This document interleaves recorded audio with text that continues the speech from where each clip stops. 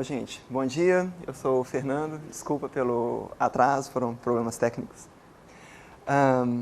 Eu trabalho aqui com linguagens de programação e com compiladores, é a área em que eu faço pesquisa. Então, hoje eu resolvi falar de um compilador que a gente usa no nosso laboratório, chamado LLVM. Então, vários projetos que a gente faz hoje são com esse compilador. E eu vou mostrar para vocês por que ele é útil, né? Por que é bom conhecer um pouquinho dele. Então, esse é o escopo da apresentação. Eu vou tentar mostrar de forma mais prática o que eu consigo fazer com LLVM. Alguém já ouviu falar de LLVM? Sim. Não muitos, né? Então, eu espero que vocês saiam iluminados daqui. Pois, como eu disse, eu faço pesquisa em compiladores. Essa é uma das grandes áreas da ciência da computação. Muita gente importante em ciência da computação fez pesquisa com compiladores ou construiu compiladores de alguma forma. Aqui eu tenho uma foto de 8 que ganharam o prêmio Turing, e um que não ganhou, mas deu nome a navio de guerra, então é tão famoso quanto. Todos eles trabalhando com compiladores. São todos cientistas em memória, já faleceram.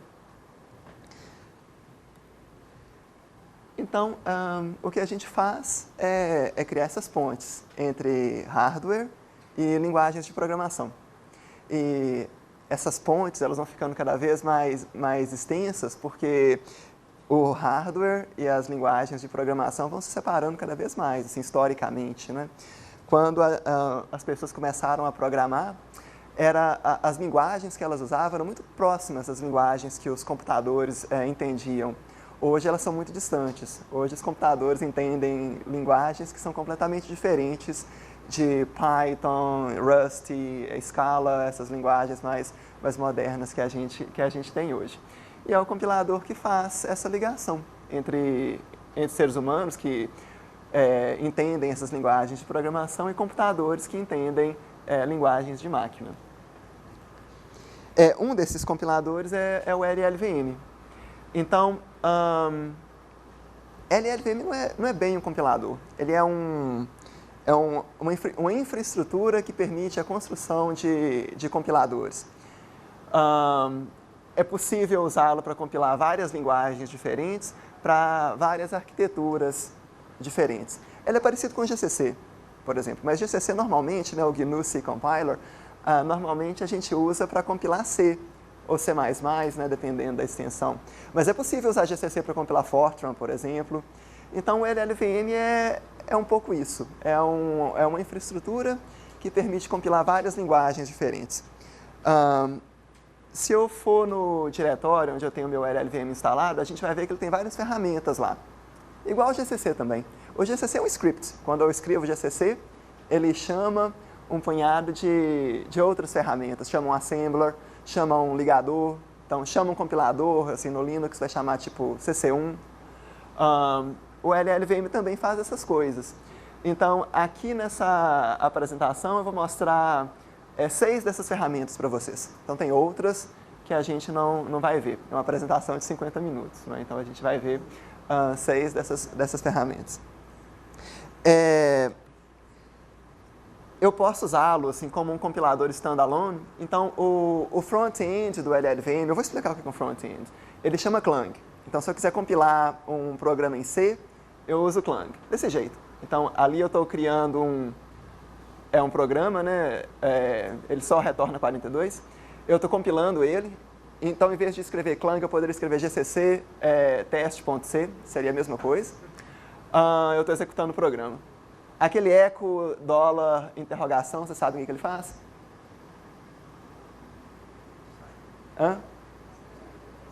A saída do programa, né? Assim, normalmente vai ser 0, se não deu nada errado. Mas, enfim, é o que o programa... Todo programa nessa família de Unix, né?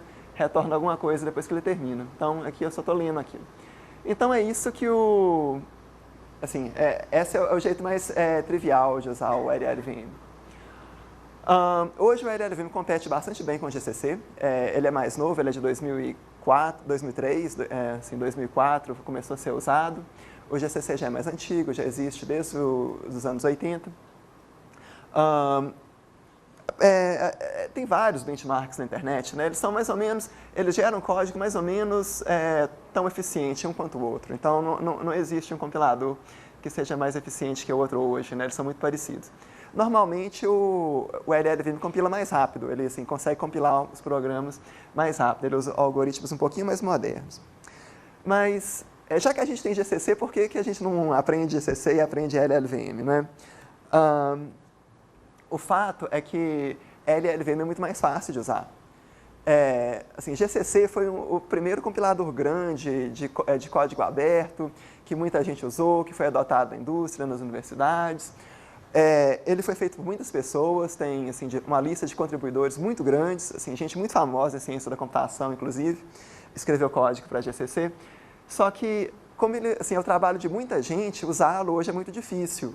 Assim, o código é bem feito, mas ele tem alguns problemas, principalmente ele é feito em C. Assim, C é uma boa linguagem de programação, mas é difícil escrever programas muito modulares em C, por várias razões. Principalmente por algumas limitações da linguagem. E o LLVM é feito em C++. Assim, não que C++ seja uma linguagem melhor do que C, mas ela é mais modular.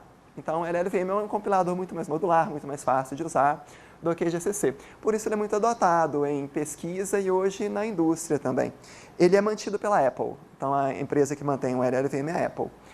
E hoje, várias linguagens já são compiladas com LLVM. Aqui eu tenho um exemplo de 5 delas. Vocês conhecem aquele R ali? Qual que é? O R seria qual linguagem? Então, assim, eu não vou responder, não. É uma linguagem muito famosa, muito importante. Vai ser o futuro. E aquela andorinha ali embaixo? É Swift. Swift é a linguagem que a gente usa para quê? Para programar o iOS, não é? Assim, o sistema operacional móvel da Apple. Julia é uma linguagem de pesquisa, então é tipo um MATLAB, assim, também é compilado com LLVM. C++ tem compilado com LLVM. Compilar C++ é extremamente não trivial. Assim, a gramática é muito ambígua, fazer parsing é difícil. Então, C foi a primeira linguagem compilada com LLVM. Então, hoje, várias linguagens novas tendem a ser compiladas com LLVM. Então, a gente faz um front-end para aquela linguagem e usa LLVM para gerar código de máquina para ela. Eu vou mostrar como é que isso funciona. Para instalar LLVM é super fácil, então aqui eu coloquei os comandos que a gente tem que fazer. Normalmente a gente vai baixar 2 pacotes, aqui eu baixei um pouquinho mais, mas normalmente a gente vai escrever SVN 2 vezes e vai baixar tudo que a gente precisa. Já vem no Mac, já vem no Linux, assim, um LLVM, então assim, nessas versões mais novas, vocês não precisam ter que fazer isso. Se alguém quiser reescrever o compilador igual a gente faz, tem que baixar o código-fonte. Igual aqui eu estou baixando o código-fonte. Okay? Compilar o LLVM é muito simples, são 4 comandos. Então, esses 4 são 3 comandos, né? Então, esses 3 comandos aqui vão construir um executável do LLVM que eu posso usar no meu computador, no meu Apple. Então, o compilador, ele funciona mais ou menos desse jeito. Ele tem 3 partes que são bastante bem definidas. A primeira parte a gente chama de front-end. Então, eu mostrei Clang para vocês, né, assim, brevemente. Então, Clang é o front-end de C. Então, Clang é uma ferramenta que pega um programa em C, entende aquele programa e gera as estruturas de dados que o LLVM entende. OPT, esse OPT vem de Optimizer, é o melhorador de programas, o analisador de programas. Várias das ferramentas que a gente faz aqui são com OPT. Eu vou mostrar um pouquinho como é que a gente usa OPT para vocês. Então, o OPT analisa o código, assim, melhora, gera, assim, faz algumas otimizações sobre esse código, encontra falhas de segurança, por exemplo. E depois, se eu quiser gerar código de máquina, eu uso uma ferramenta chamada LLC. Ela tem vários backends. Então, backends são as diferentes partes do compilador que geram código de máquina para computadores diferentes. Eu vou mostrar alguns códigos de máquina diferentes aqui para vocês. Então, é um projeto bastante modular. Se eu quero compilar uma linguagem nova, se eu fiz uma linguagem nova, eu quero gerar código de máquina para ela, o que eu tenho que mudar nisso aqui? Assim, somente o Clang, somente o front-end. Então, Rust, por exemplo, tem o Rust C. Swift tem o Swift C, que são os front-ends dessas linguagens. C tem o Clang. C++ tem o Clang++, que é o front-end de C++. Se eu quero gerar código para uma máquina diferente, tipo, surgiu uma arquitetura nova, eu eu crio um LLC novo, crio um novo back-end para o LLC. E se eu descobrir umas técnicas novas para melhorar os programas, eu altero o apt, eu coloco coisas novas no apt, de uma forma bastante modular. Deixa eu mostrar o apt para vocês um pouquinho, né? Eu acho que em vez de mostrar isso, deixa eu demonstrar como que isso funciona. Ups. Dá um medo quando essas coisas não aparecem. Ó, então,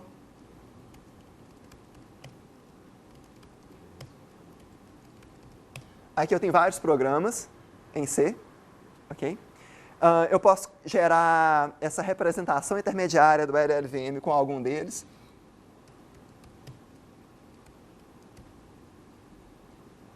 Por exemplo,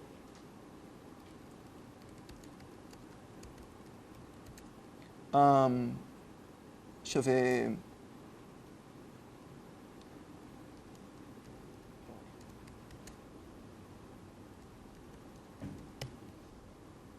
Ó, então aqui eu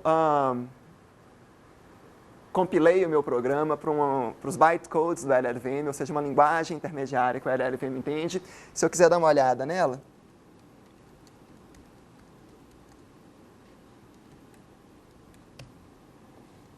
então, um programa assembly é mais ou menos isso aqui. Então, ele é um grafo. Cada uma daquelas linhas ali é uma instrução assembly diferente. Então, eu posso ter programas muito complicados, por exemplo, esse programa ele tem vários loops, tem breaks, possivelmente continuous, não vejo ali, mas enfim. Se eu tentar compilá-lo, ele chama loops.c.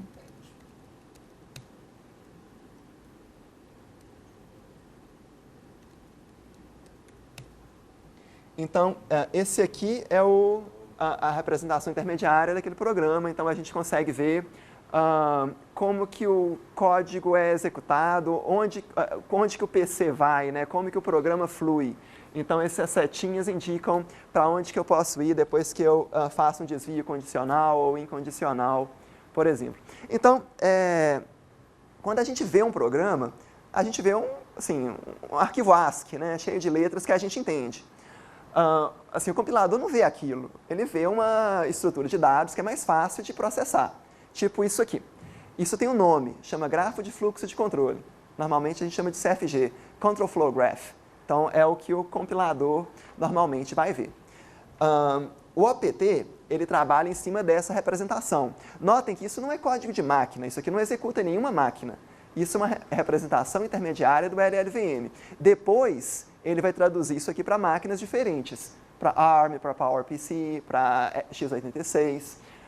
Ele tem várias máquinas diferentes que entendem a tradução disso aqui.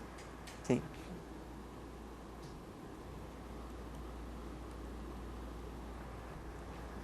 Bom, então, voltando aqui aos slides, o apt ele sabe fazer várias coisas.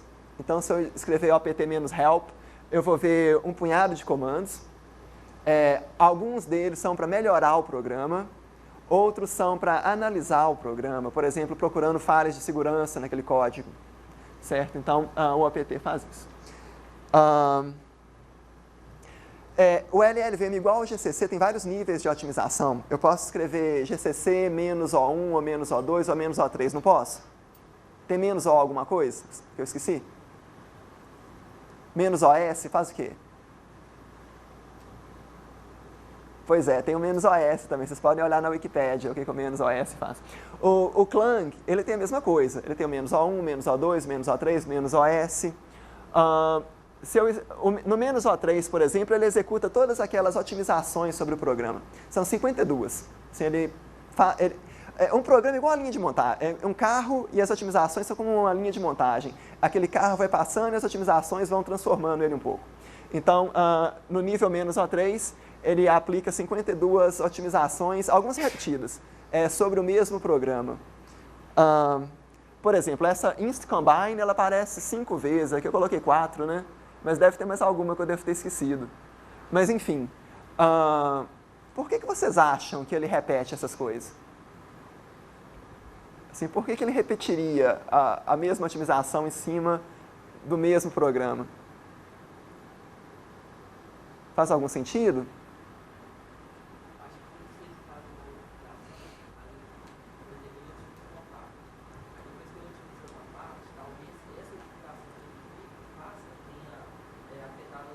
É isso mesmo.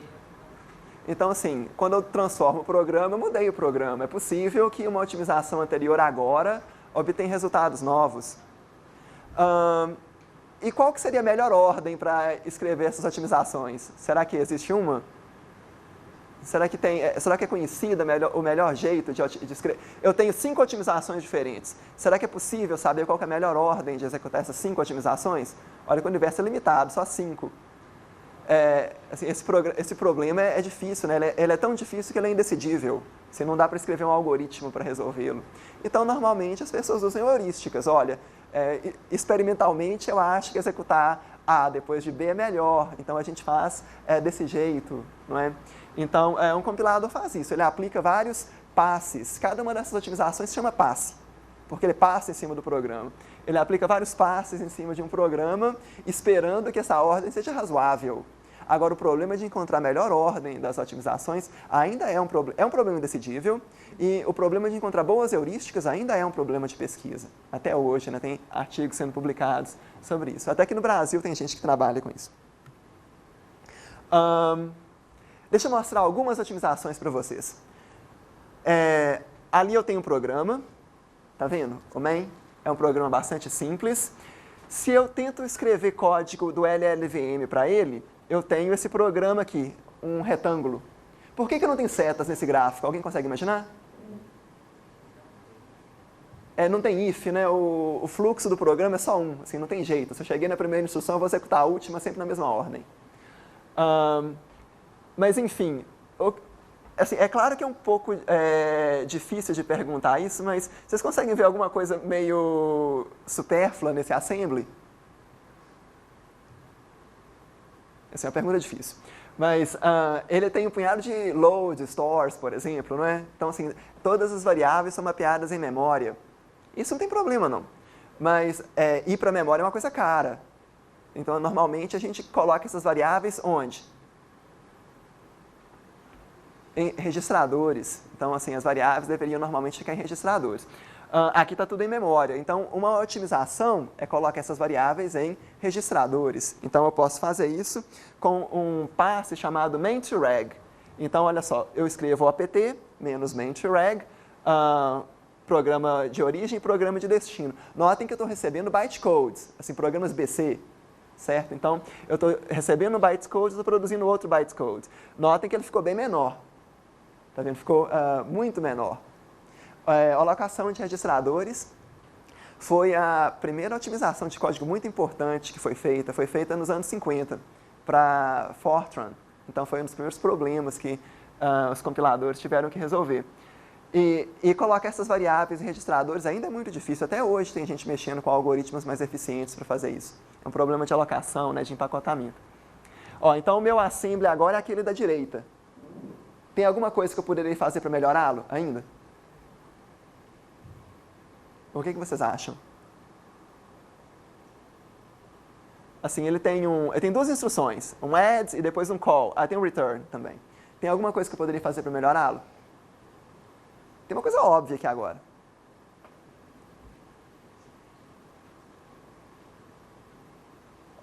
uma coisa que eu poderia fazer para melhorá-lo é somar o 17 com o 25. Assim, são constantes que o compilador entende. Então, eu posso fazer isso também. Existe uma otimização chamada propagação de constantes, constant propagation. Então, é mais ou menos um jeito de avaliar o programa em tempo de compilação. Assim, as coisas que eu consigo resolver em tempo de compilação, eu resolvo. Então, o meu programa agora, ele tem só 2 instruções, eu já imprimo 42 direto, certo? Então, notem que eu saí daqui e cheguei aqui, tem um programa bem mais eficiente. Então, o OPT faz isso tudo para a gente. Então, olhem que legal. Eu posso escrever a minha linguagem, eu posso fazer um tradutor que traduz aquela linguagem em ASCII para essas instruções assembly aqui, aí o OPT se encarrega de gerar o assembly mais eficiente possível. Deixa eu mostrar outra otimização. Ali eu tenho um programa em C, lá no lado direito. Esse programa em C tem algumas coisas que que eu poderia melhorar. Mesmo o programador não escreveria um programa assim, escreveria? Sim, mesmo o programador, ele evitaria de escrever código igual aquele da direita. Por quê?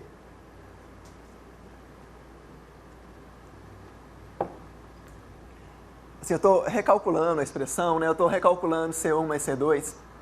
Assim, não tem problema recalcular C1 mais C2, não, mas assim, já que eu calculei uma vez, eu posso reusar aquela expressão, não é? Então, assim, o LLVM consegue resolver isso também. Então, o assembly que é gerado é esse da esquerda. Direita, né? É esse da direita. Então, tem algumas expressões redundantes. Então, as 2 caixas vermelhas, elas marcam as mesmas instruções, só com variáveis diferentes. Eu posso reusar uma. Então, existe uma otimização que faz isso, ela chama CSE. CSE, será que significa o quê? Assim, é uma pergunta mais difícil também. O C é de common, e o S? Subexpression, e o E? Elimination. Então, common, subexpression, elimination. Então, ele transforma aquele programa da esquerda para esse programa da direita. Ok? Notem que fazer isso não é trivial. Assim, nesse caso é trivial porque o meu programa ele é muito simples. Por outro lado, eu posso ter programas bastante complicados e analisar quais expressões são redundantes é um problema muito difícil. Mesmo porque algumas operações são comutativas, tipo A mais B é a mesma coisa que B mais A. Então, assim, o compilador tem que estar ciente dessas coisas. Os algoritmos aqui, eles analisam o programa inteiro para saber quais expressões são redundantes. E a gente já reusa isso. Assim, a gente não precisa fazer isso de novo.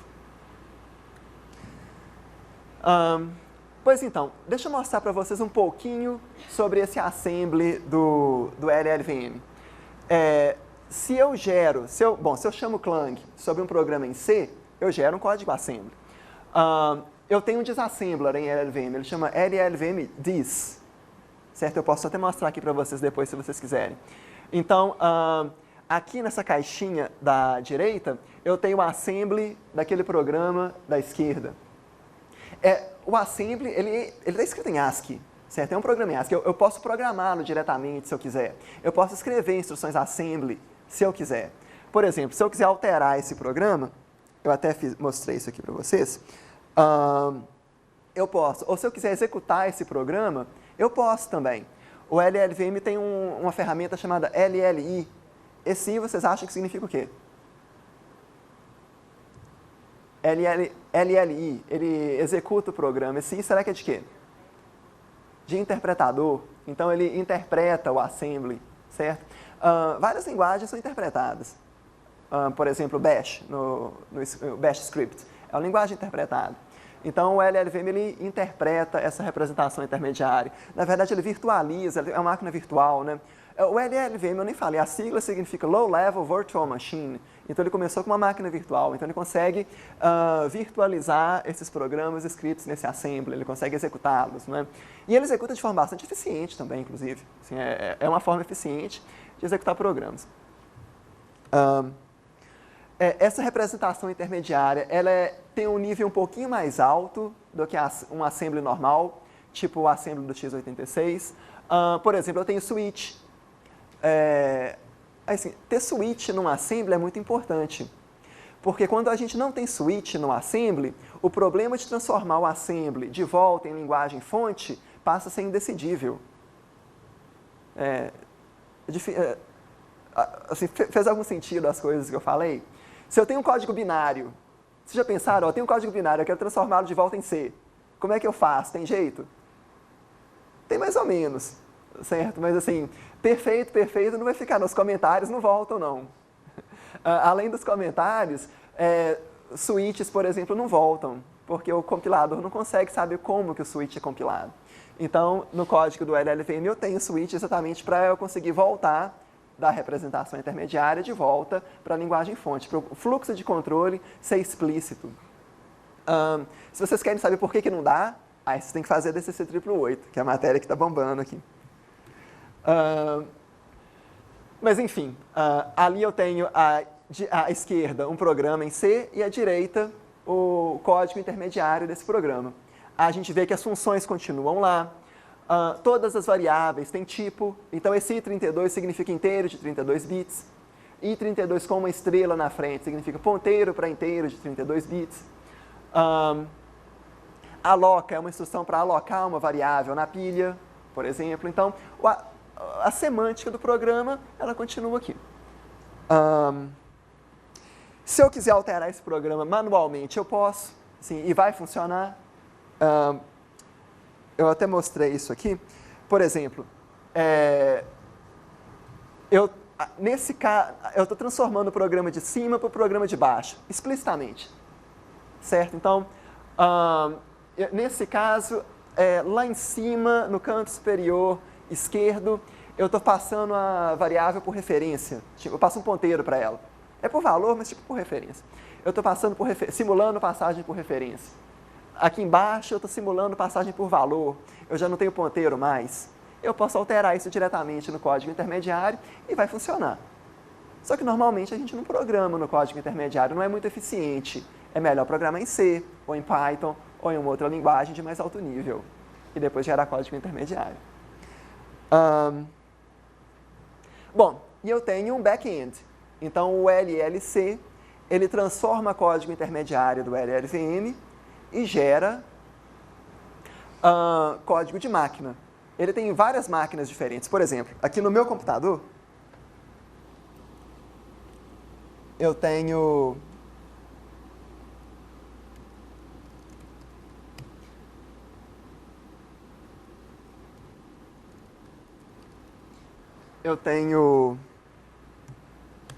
todas essas arquiteturas diferentes aqui.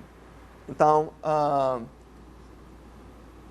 tem ARM, MIPS, Hexa. Alguém já ouviu falar de Hexagon? Vários de vocês estão usando uma máquina que provavelmente tem um processador Hexagon executando nela. O processador de sinal desses telefones da LG e da Samsung, eles têm essa arquitetura, né, Hexagon. Então, esses telefones, esses smartphones de hoje, todos têm isso. Então, por exemplo, se eu quiser transformar um bytecode desses em código de máquina, que arquitetura que vocês querem ver? Pode falar qualquer uma. NVIDIA. NVIDIA é o NVPTX. Deixa eu pegar um programa qualquer aqui. Por exemplo, Loops.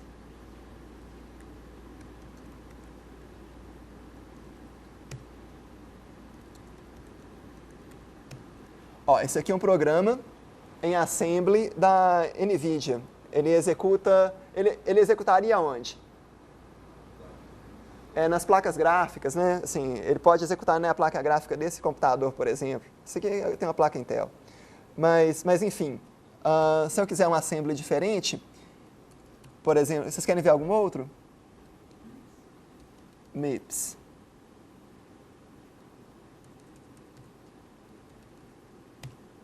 MIPS. Então, está aqui o programa escrito em assembly do MIPS. É um assembly bonitinho, não é? Ele é RISC, todas as instruções vão ter o mesmo tamanho. É bem diferente do x86, por exemplo. Então, esse programa está em assembly MIPS.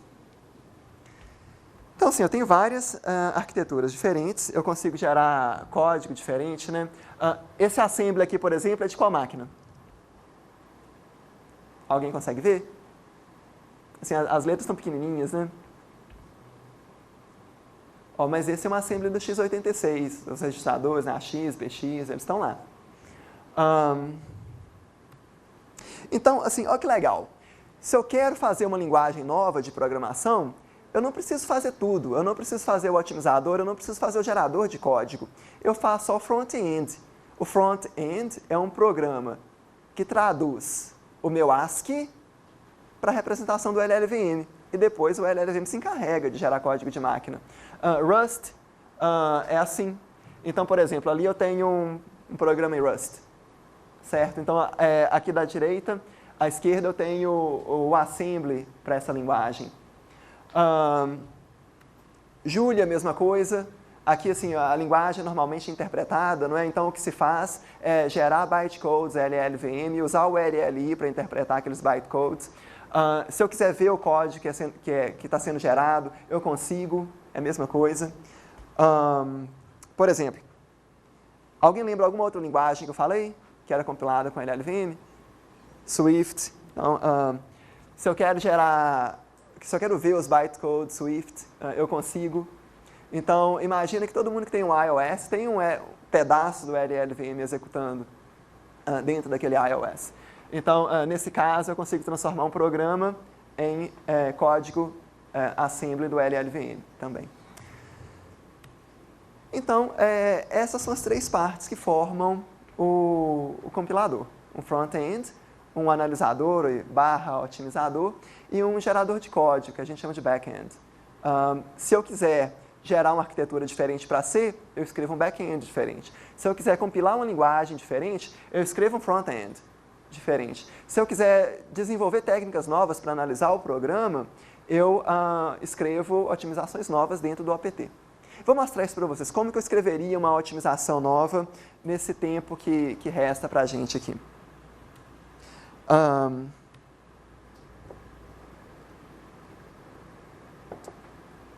Como eu disse, cada uma dessas análises, cada uma dessas otimizações é chamada um passe. Okay? Então, o compilador, ele aplica passes em cima dessa representação intermediária de um programa. Então, o programa ele vai passando nessa linha de montagem. Cada passe faz uma coisa diferente. Esses passes, eles funcionam em granularidades diferentes. Eu tenho passes que analisam somente loops, eu tenho passes que analisam funções, eu tenho passes que analisam o programa inteiro. Cada passe ele tem uma granularidade diferente porque ele precisa de informação diferente para funcionar. Aqui as diferentes categorias de passes que LLVM tem. Alguns são bastante exóticos, por exemplo, um region pass. Ele analisa uma região daquele grafo de fluxo de controle que tem somente uma entrada e tem somente uma saída. Todo if then else é uma região desse tipo. Todo switch é uma região desse tipo. Todo while é uma região desse tipo. Um loop pass é um subconjunto disso. Aqui são só os ciclos, que também tem uma entrada só e uma saída só. Enfim, eu vou escrever um passe bem simples para vocês verem como que isso funciona.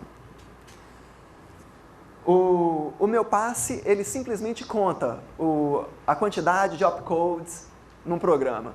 Opcode é uma instrução. Então, por exemplo, aqui nesse programa, eu tenho 4 adições, 5 alocações de memória, 8 branches, 3 comparações. Então, o meu passe simplesmente conta a quantidade de opcodes em um programa. Ok? Olha, o meu passe inteiro é isso aqui. Assim, vocês podem olhar e falar, não, mas tem muita letra aí.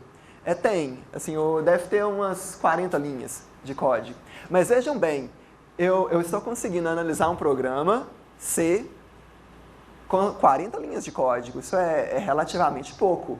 Assim, eu estou fazendo coisas não triviais, assim, indexando essas linhas de código, por exemplo. Se vocês quiserem ver isso em execução, eu posso demonstrar também. Deixa eu mostrar para vocês como que eu compilo e como que eu executo o passe.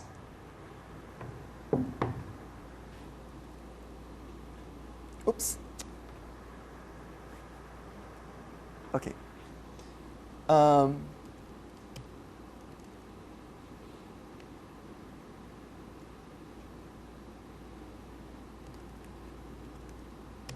Olha, o meu passe é esse programa aqui. Ele não é muito grande, ok? É uma classe em C++, ela é autocontida. Vocês veem que eu estou fazendo algumas coisas aqui que eu vou explicar daqui a pouco o que elas fazem. E aqui eu estou indexando os bytecodes. Se eu quiser compilá-lo, eu compilo com make. Ele vai ser compilado como uma biblioteca dinâmica, né, dinamicamente carregada, então eu preciso instalá-la. Foi instalada. Se eu quiser executar isso agora, por exemplo,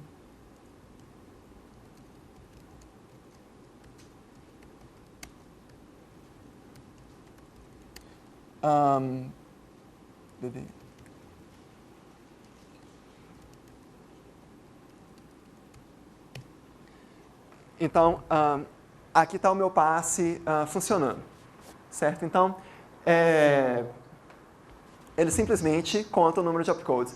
Ainda que ele seja tão trivial, já dá para fazer algumas análises. Por exemplo, se eu fizesse a alocação de registradores nesse programa, ele mudaria um pouquinho. Deixa eu fazer isso só para vocês verem.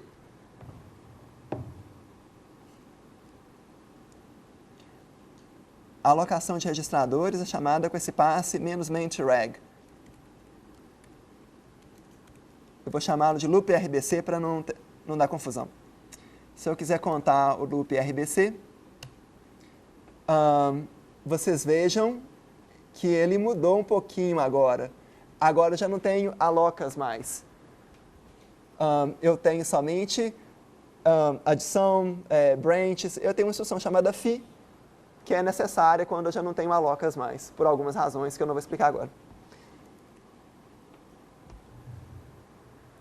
Então, isso é um passe em LLVM. Eu vou avançar um pouquinho rápido agora, que eu sinto que o meu tempo acaba e tem coisas bacanas para falar. Então, só para mostrar um pouquinho de como que isso funciona, o LLVM ele é feito com C++. C++ usa muito uma biblioteca chamada STL. Alguém já ouviu falar? Pois então, é tipo o Java Utils do C++. Esse STL ele é muito baseado em um padrão de projeto chamado iterador. Então, eu processo essa estrutura de dados, que é o CFG, usando iteradores. Então, por exemplo, se eu pego um iterador em um módulo, um programa é um módulo, eu tenho funções. Se eu aplico um iterador sobre uma função, eu tenho coisas chamadas blocos básicos, que são sequências de instruções que sempre vão executar, não tem branch no meio delas. Se eu pego um iterador em cima de um bloco básico, eu tenho instruções. E se eu pego um iterador em cima de instruções, eu tenho o quê? Os operandos dessa instrução. Então, eu processo essa estrutura de dados dessa forma, usando esse padrão de projeto chamado iterador. Eu consigo fazer várias coisas em cima de um programa em LLVM. Então, eu posso compilar o programa, eu posso executá-lo, igual eu mostrei para vocês. Agora, esse passe meu é uma biblioteca dinamicamente compartilhada. Eu posso ver o tempo do meu passe, quanto tempo ele leva para executar, eu posso ver quais passes estão executando. Então, assim, existe uma infraestrutura muito grande para suportar a depuração desses passes, por exemplo. E o mais legal é que eu consigo reusar passes que o LLVM já tem. Por exemplo, imaginem que eu quero fazer um passe para contar o número de caixinhas. Cada caixinha dessa chama um bloco básico, em um laço. Eu teria primeiro que descobrir o que é um laço. Para descobrir o que é um laço, eu teria que, por exemplo, encontrar ciclos no CFG. Eu deveria ter também que descobrir quando que um laço está dentro de outro laço. Olha só, fazer uma busca em profundidade já começa a ficar não muito trivial. Mas assim, a gente faria também com um certo tempo, não é? Só que eu não preciso fazer isso. Assim, o LLVM, por exemplo, já tem passes que detectam o que são laços em um programa, porque isso é uma fase muito importante do processo de otimização de código. E eu posso reusar esses passos, por exemplo, para saber o que são laços e já ter acesso às estruturas de dados que catalogam esses laços em um programa. Então, se eu quiser fazer isso, o meu passe vai ser mais ou menos assim. Então, eu vou ter que reescrever uma função, sobrecarregar uma função de C++, chamada getAnalysisUsage, que explica quais passes eu necessito para funcionar. No meu caso, eu vou usar um passe chamado loopInfo. Então, reescrevendo esse getAnalysisUsage, eu reuso esse loopInfo e tenho acesso a todas as informações que o LLVM já coleta, usando essa outra análise chamada informação de laços, loopInfo. Então, o meu passe todo para contar o número de caixinhas em laços é isso aqui. Porque exatamente eu estou reusando tecnologia que já está disponível no LLVM. E já existem várias tecnologias disponíveis lá que a gente pode reusar. Então, é por isso que hoje a gente consegue fazer análises muito complicadas, realmente não triviais, usando técnicas que já existem. E o bacana é que uma vez que a gente termina um passe novo, a gente pode contribuí-lo de volta para o compilador e ele passa disponível para outras pessoas usarem. Assim, é difícil ter um passe aceito no LLVM. Mas vira e mexe, os meninos aqui submetem patches lá, de passes novos ou de patches antigos que poderiam ser melhorados. Gente, eu tenho 6 minutos. Eu quero falar um pouquinho sobre a pesquisa que a gente faz aqui, mas antes de eu passar para isso, tem alguma dúvida sobre o LLVM?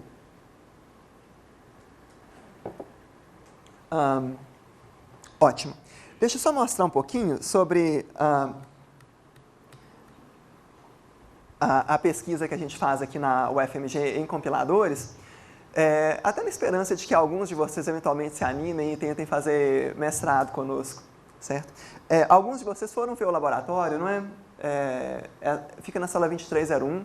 Hoje, inclusive, eu acho que a gente recebe mais alguns visitantes, então se houver o interesse. Mas a nossa missão é essa, tornar sistemas de computação mais eficientes. Só que a gente faz isso sem precisar comprar hardware novo e sem forçar os programadores a reescrever o código. Então, assim, é desafiador, não é? A gente quer criar programas mais eficientes sem comprar máquinas melhores e sem reescrever o código. Quando as máquinas ficarem melhores, essa eficiência nova ela é cumulativa, né? Se um programa é mais eficiente numa máquina lenta, ele continua sendo mais eficiente, tende a continuar sendo mais eficiente numa máquina nova. E a gente faz isso com o compilador, que é um programa que traduz linguagens de programação para código de máquina.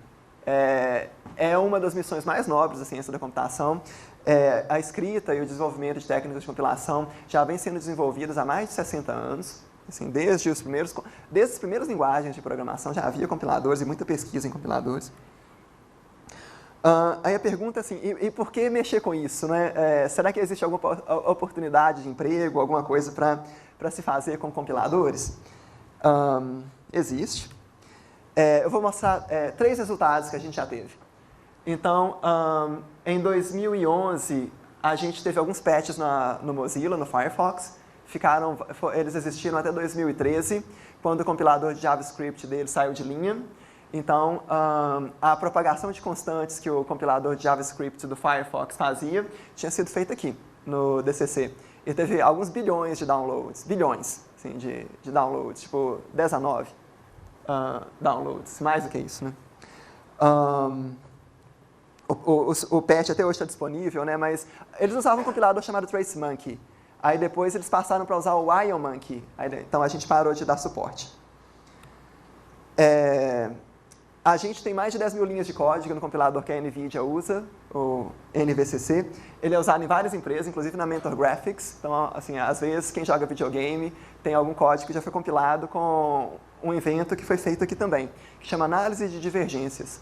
Então, ele foi feito em 2012, e até hoje é usado. Se vocês escreverem Análise de Divergências, no LLVM, por exemplo, a implementação que tem no LLVM é o algoritmo que foi inventado aqui. O terceiro projeto que eu achei que foi bacana, o PHC é um compilador de PHP. Ele traduz PHP para C++.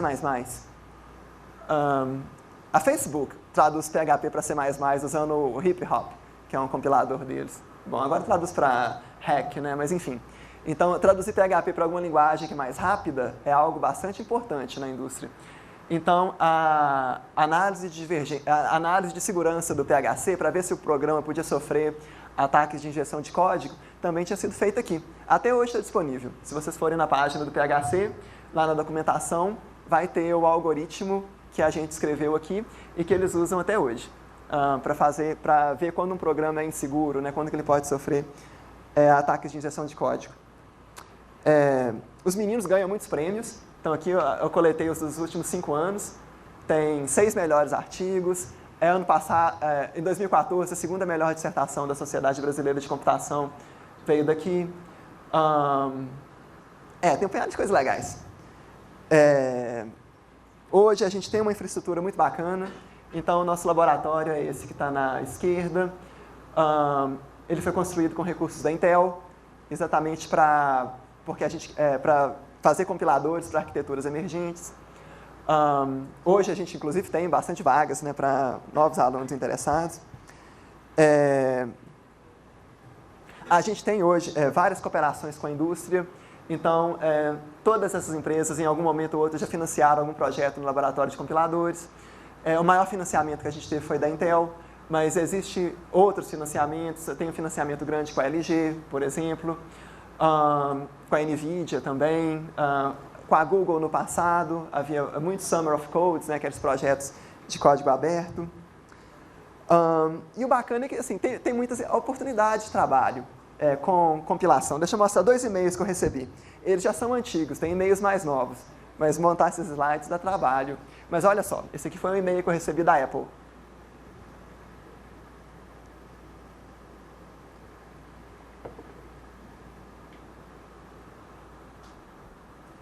Deixa eu mostrar um outro. Hoje tem um aluno na Apple que saiu daqui. Esse aqui foi da Intel.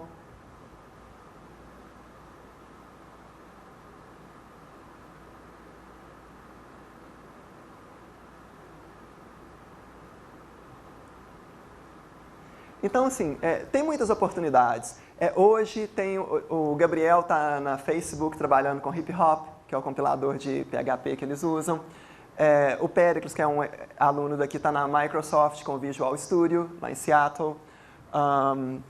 Então, assim, tem vários lugares bacanas para trabalhar mexendo com tecnologia de compilação. E, assim, o curioso é que o mundo não precisa de muita gente que mexe com compiladores. Mas os poucos que são necessários, eles são muito necessários. Porque, assim, sem compiladores nada funciona em ciência da computação. Nada, assim, nem o WhatsApp. Então, assim, o tipo de pesquisa que a gente faz é isso, né? A gente tenta, sempre que é possível, gerar algum produto. Então, assim, por isso que a gente consegue ter um pouco de contato com a indústria. A gente está sempre procurando inovar, tem uma patente já no nosso laboratório. Então, e a gente tem espaço para novos alunos, né? Principalmente no programa de mestrado. E tem uma seleção que já começa no meio desse ano. Gente, acabei. Vocês têm alguma dúvida? Bom, então eu acho que agora eu tenho que dar lugar para o próximo palestrante, né?